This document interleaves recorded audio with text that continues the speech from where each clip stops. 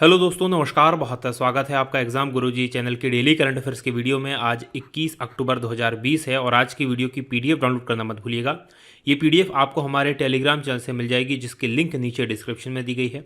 उसके अलावा ये पीडीएफ आपको हमारी एप्लीकेशन एग्जाम गुरुजी लर्निंग ऐप पर मिल जाएगी और ये ऐप आप गूगल प्ले स्टोर से डाउनलोड कर सकते हैं, जिसकी लिंक भी नीचे दी गई है। आगे बढ़ेंगे। ये मध्य प्रदेश जेल प्रहरी के लिए हमारी टेस्ट सीरीज, एमपीपीएससी के लिए टेस्ट सीरीज, एमपीपीएससी के लिए प्रिंटेड नोट्स हिंदी और अंग्रेजी दोनों माध्यम में, एमपीपीएससी के लिए फुल कोर्स उपलब्ध है। इसके अलावा एमपीएसआई के लिए और एमपीएसआई के लिए स्पेशल इंग्लिश का कोर्स भी उपलब्ध है। अधिक जानकारी के लिए इस नंबर पर आप व्हाट्सअप या इस नंबर पर आप कॉल कर सकते हैं। आगे बढ़ेंगे, बात करेंगे थॉट ऑफ द डे की। जो आज का हमारा मोटिवेशनल पावरफुल थॉट है कि खुद पर भरोसा रखो, इससे तुम्हें जीत मिलेगी।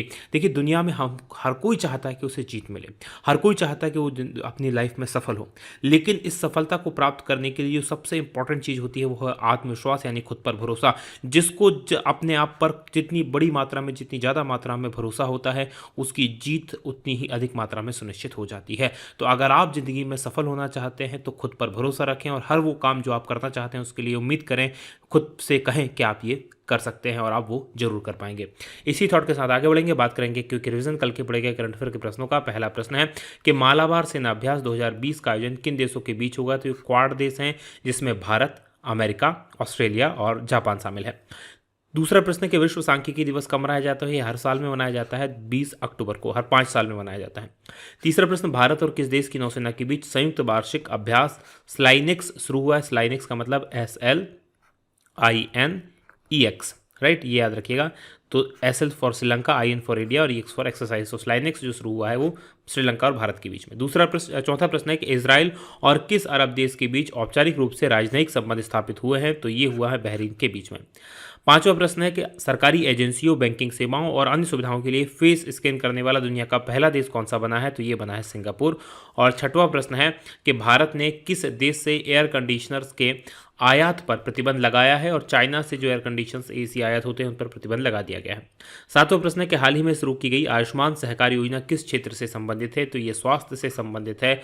और आठवां प्रश्न है कि किसने wild life photographer of the year पुरस्कार जीता है? तो ये जीता है ऐश्वर्या श्रीधर ने।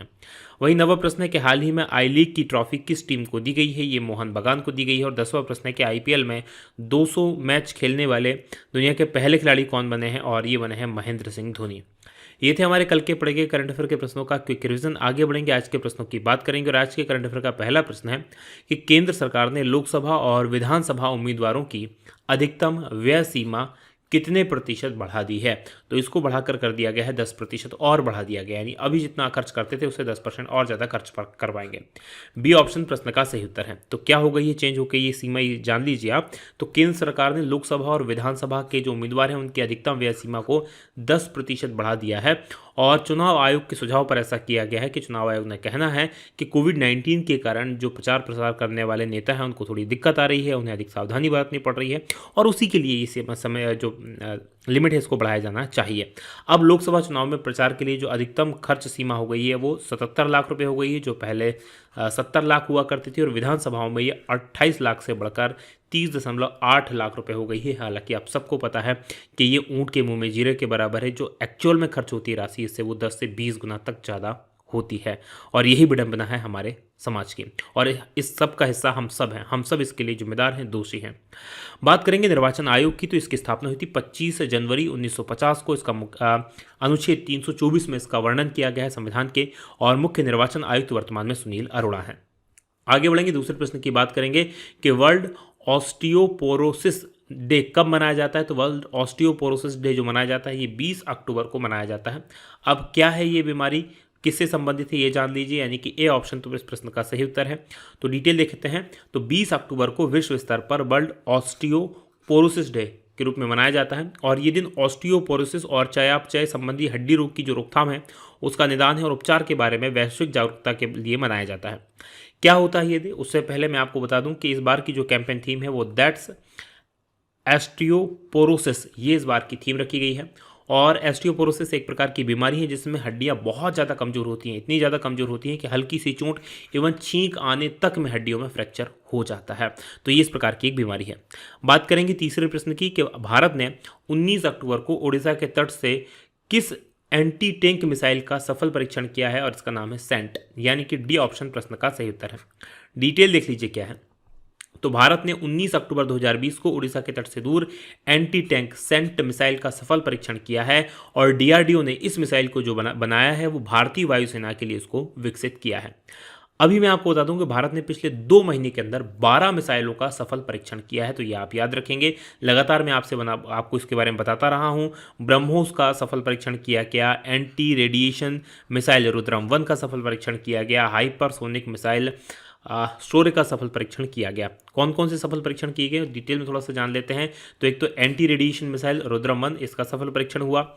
Supersonic missile assisted release of torpedo smart, इसका सफल परीक्षण हुआ।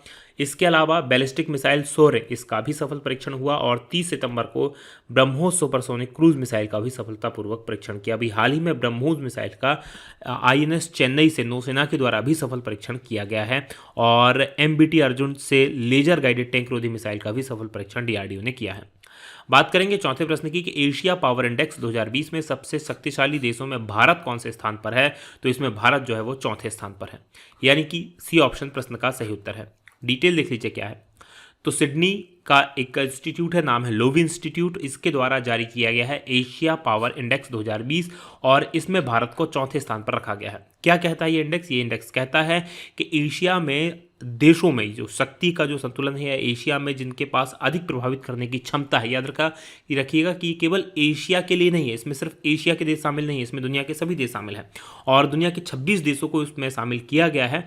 और इसमें कहा गया है कि एशिया प्रशांत को प्रभावित करने वाला सबसे शक्तिशाली देश है अमेरिका, ये नंबर 1 पर है। उसके बाद दूसरे स्थान पर चाइना है, तीसरे स्थान पर जापान है और चौथे स्थान पर इसमें भारत है।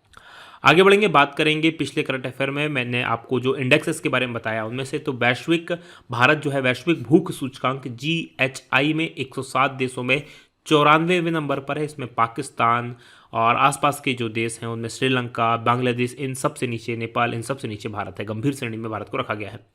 भारत को इसके अलावा ऑक्सफैम इंटरनेशनल के द्वारा जो CRI इंडेक्स जारी किया गया है उसमें 129वां स्थान दिया गया है और ग्लोबल इकोनॉमिक फ्रीडम इंडेक्स में भारत 105वें नंबर पर है।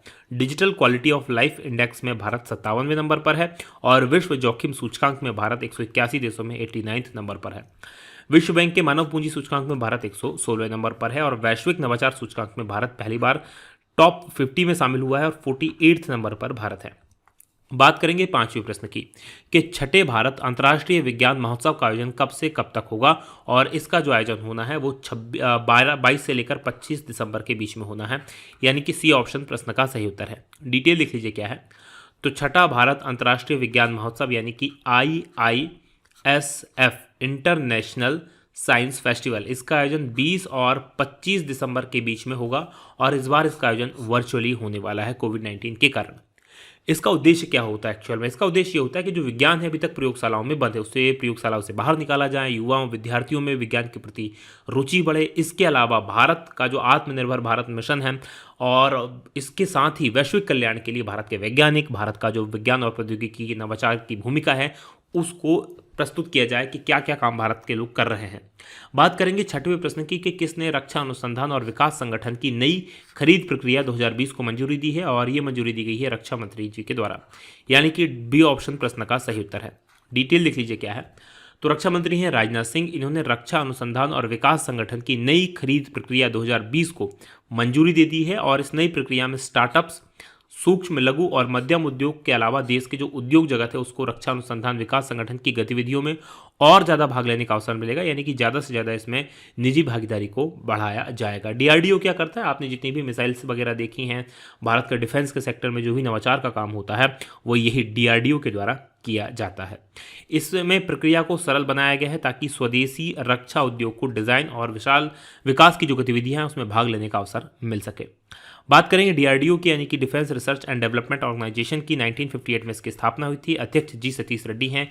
इनके कार्यकाल को 2022 तक के लिए बढ़ा दिया गया है। 2018 से 20 तक पहले इनका कार्यकाल था, फिर 2 साल का इसमें एक्सटेंशन दिया गया है। मोटो क्या है? वलस्य मूलम विज्ञानम, यानी कि strength origin is in science.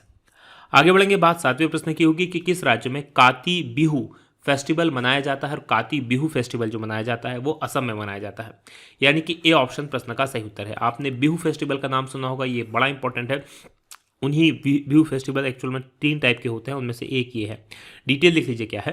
तो काती बिहू असम के 3 बिहू त्योहारों में से एक है जो कृषि त्योहार है। तो ये आपसे पूछा जा सकता है किस से संबंधित है, ये खेती से संबंधित है, कृषि से संबंधित है। इसको राज्य में मनाया जाता है असम में, और काती बिहू को कंगाली बिहू यानी गरीबों का त्योहार कहा जाता है, ये आप याद रखेंगे। और इसे अक्टूबर के मध्य में मनाया जाता है जब फसलों का उगने की अवस्था होती है और किसानों के भंडार घट रहे होते हैं। बात पिछले करंट अफेयर की असम से संबंधित करें तो असम के मुख्यमंत्री सर्बानंद सोनोवाल ने स्वनिर्भर नारी आत्मनिर्भर असम योजना इसको शुरुआत की है। उसके अलावा असम सरकार ने कांजीरंगा राष्ट्रीय उद्यान के विस्तार को मंजूरी दी है, और असम में भारत के सबसे लंबे नदी रोपवे का उद्घाटन किया गया है। 1.8 किलोमीटर लंबा ये रोपवे है जो ब्रह्मपुत्र नदी पर गुवाहाटी और उत्तरी गुवाहाटी को आपस में जोड़ता है। अब मैप में मैं आपको असम लिए चलता हूँ, यहाँ पर देख लीजिए ये असम है। असम को पूर्वोत्तर राज्यों का प्रवेश द्वार कहा जाता है। क्यों कहा जाता है? क्योंकि जितने भी भारत के पूर्वोत्तर राज्य हैं उनको तक एक्सेस करने के लिए असम से होकर ही जाना पड़ता है, और इसलिए और जो पूर्वोत्तर राज्य है इन सारे पूर्वोत्तर राज्यों को क्या कहा जाता है? 7 सिस्टर्स के नाम से जाना जाता है। देखिएगा ये ऊपर की तरफ देखेंगे तो आप अरुणाचल प्रदेश है, नीचे देखेंगे तो ये आप मेघालय देख पा रहे होंगे, यहाँ पर नागालैंड है, ये त्रिपुरा है, ये मिजोरम है और ये मणिपुर है। तो ये सारे 7 सिस्टर्स हैं। 26 जनवरी 1960 को इसका गठन हुआ था। राजधानी इसकी दिसपुर है। मुख्यमंत्री यहाँ के सर्बानंद सोनोवाल है, बीजेपी की सरकार है। राज्यपाल प्रोफेसर जगदीश मुखी हैं। लोकसभा की 14 सीटें हैं, राज्यसभा की 7 सीटें हैं, और यहाँ पर विधानसभा की 126 सीटें हैं। वहीं राष्ट्रीय उद्यानों की बात करें तो कांजीरंगा नेशनल पार्क यहाँ पर है। कांजीरंगा नेशनल पार्क में एक सींग वाला गेंडा, ये आप याद रखेंगे, ये विशेष फेमस है। नामोरी नेशनल पार्क है, मानस नेशनल पार्क है, डिब्रू साईखोबा नेशनल पार्क है और ओरंग नेशनल पार्क है। बढ़ेंगे 8वें प्रश्न की तरफ कि भारतीय बैंक संघ यानी कि आईबीए के नए चेयरमैन कौन बने हैं? और आईबीए के नए चेयरमैन बनाए गए हैं राज किरण राय, यानी कि बी ऑप्शन प्रश्न का सही उत्तर है। डिटेल लिख लीजिए क्या है। तो यूनियन बैंक ऑफ इंडिया के प्रबंध निदेशक और मुख्य कार्यपालक अधिकारी यानी कि सीईओ हैं राज किरण राय, और इनको 2020-21 के लिए भारतीय बैंक संघ इसके चेयरमैन के रूप में चुना गया है, और इन्होंने स्थान लिया है रजनीश कुमार का। रजनीश कुमार जो हाल ही में एसबीआई के प्रमुख के पद से सेवानिवृत्त हुए थे, और जो वर्तमान में एसबीआई के चेयरमैन हैं दिनेश कुमार खारा, उनको इस संघ का उपाध्यक्ष चुना गया है। बात पिछले करंट अफेयर में और नियुक्ति करें तो राजेश्वर राव को आरबीआई के नए डिप्टी गवर्नर के रूप में नियुक्त किया गया है। दिनेश कुमार खारा एसबीआई के चेयरमैन नियुक्त किए गए हैं। चरणजीत अत्रा को एसबीआई का नया सीएफओ बनाया गया है। एस कृष्णन पंजाब और सिंध बैंक के नए एमडी और सीईओ बने हैं। बी के यादव को रेलवे बोर्ड का सीईओ बनाया गया है, और अश्विन भाटिया को एसबीआई के प्रबंध निदेशक के रूप में नियुक्त किया गया है। बात करेंगे 90वें प्रश्न की कि किस राज्य की राज्यपाल ने महिलाओं की सुरक्षा के लिए सेफ सिटी प्रोजेक्ट का शुभारंभ किया है? और इसका शुभारंभ किया गया उत्तर प्रदेश की राज्यपाल आनंदीबेन पटेल के द्वारा, यानी कि बी ऑप्शन प्रश्न का सही उत्तर है। डिटेल लिख लीजिए क्या है।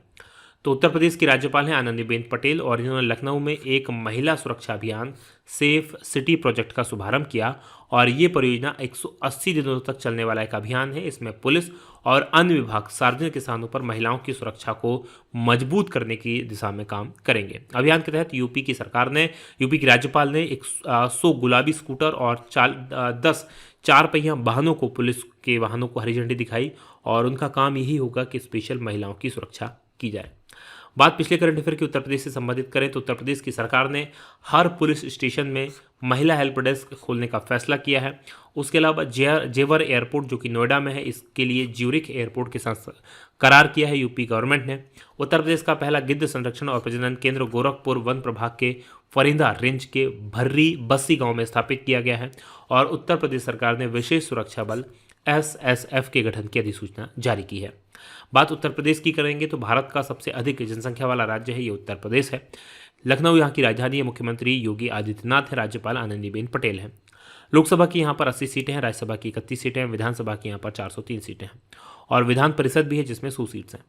प्रमुख राष्ट्रीय उद्यानों की बात करें तो यहाँ पर एकमात्र राष्ट्रीय उद्यान दुधवा नेशनल पार्क है। उसके अलावा अभ्यारण्य है नेशनल चब्बर अभ्यारण्य, पीलीभीत टाइगर रिजर्व और नवाबगंज पक्षी विहार। प्रमुख बांधों की बात करें तो रेहंद बांध है जो कि रेहंद नदी पर बना हुआ है, माता टीला बांध है बेतवा नदी पर, और जिरगो बांध है जिरगो नदी पर। बात करेंगे 10वें प्रश्न की कि किसने डेनमार्क ओपन 2020 का महिला सिंगल्स का खिताब जीता है, और बैडमिंटन का ये खिताब है, और ये जीता है नोजोमी ओकुहारा ने, यानी कि डी ऑप्शन प्रश्न का सही उत्तर है। डिटेल लिख लीजिए क्या है। तो बैडमिंटन में जापान की पूर्व विश्व चैंपियन नोजोमी ओकुहारा, इनके द्वारा वीमेंस सिंगल्स की 3 बार की विश्व चैंपियन कोरोलिना मारिन को हराकर डेनमार्क ओपन 2020 खिताब जीता गया। वहीं प्रो सिंगल्स की बात करें तो दुनिया के 7वें नंबर के डेनमार्क के एंडर्स एंटोनसेन ने उन्हीं देश के यानी कि डेनमार्क के ही रेसमस जेमेके को मेंस सिंगल्स के फाइनल में हराकर अपना खिताब जीता है। ये था आज का हमारा पूरा करंट अफेयर। अब बात करेंगे कल के सवाल की। कल मैंने आपसे प्रश्न पूछा था कि फ्रेंच ओपन में पुरुष सिंगल्स का खिताब किसने जीता है, और आप में से अधिकांश लोगों ने इस प्रश्न का सही उत्तर दिया है। ये है राफेल नडाल, यानी कि ए ऑप्शन प्रश्न का सही उत्तर है। तो जो लोग सही उत्तर देते हैं उनको बहुत बहुत बधाई, जो उत्तर नहीं देते हैं उनसे निवेदन कृपया उत्तर जरूर दिया करें।